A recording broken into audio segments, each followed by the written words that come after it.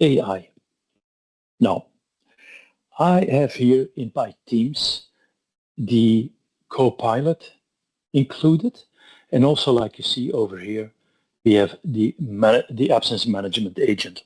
Now, with the absence management agent, it is doing the same as with the application, but do it in a kind of messaging way. It is just a question and answer way of working.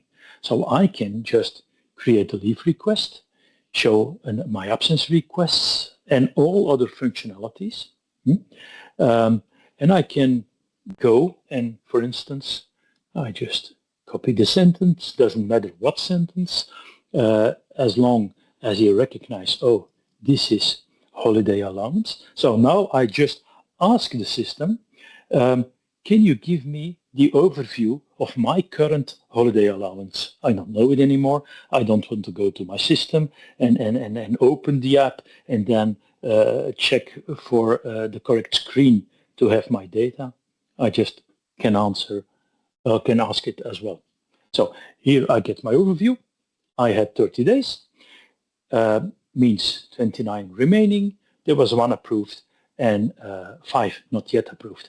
I can also see the requests, the approved one and the pending ones.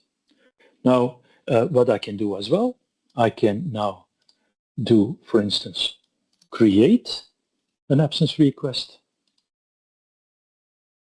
and then he will give me a card because it works with card. So now in Teams, I get a kind of small interface where I just open or select my things I want to have, half day, full day, from 2, and then I can push submit, and then in the background everything will be processed, and it will be also it will go to my manager, so he or she can approve or reject if needed.